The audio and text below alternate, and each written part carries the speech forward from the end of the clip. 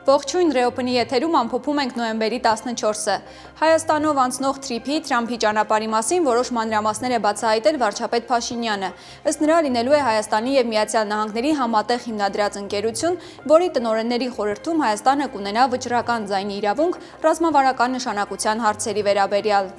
Թբիլիսիում արտգործնախարար Արարատ Միրզոյանը առանձնազրույց է ունեցել վրացի իր գործընկերոջ հետ։ Օրակարգում էին ինչպես երկկողմ գործընկերության զարգացման, այնպես էլ տարածաշրջանային հարցեր։ Ավելի ուշ Միրզոյանին ընդունել է վարչապետ Կոբախիձեն եւ կարեւորել Հայաստան-Վրաստան ռազմավարական հարաբերությունների խորացումը։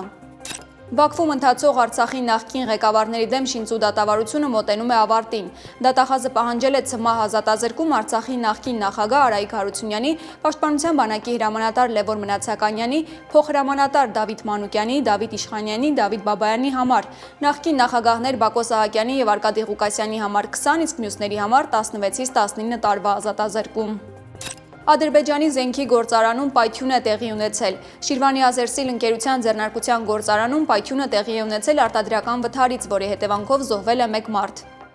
Անցած գիշեր Կիևին հասցված ռուսական հարվածների հետևանքով մասամբ փլուզվել է Ադրբեջանի դեսպանության շենքը, X-ում գրել է Ուկրաինայի նախագահը։ Զելենսկիի պնդմամբ Ադրբեջանի դեսպանատան շենքը տուժել է Իսկանդերի բեկորներից։ Ալիևը դատապարտել է հարձակումը եւ շեշտել, որ ռուսներն առաջին անգամը չէ, որ հարվածում են ադրբեջանական օբյեկտներին։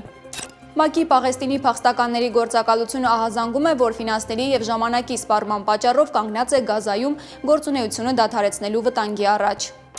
Այսօրվա նորություններին ավելի մանրամասն կարող եք ծանոթանալ հետևելով մեր լրատվական թողարկումներին։ Ես Մերի Դանիելյանն եմ։ Ցտեսություն։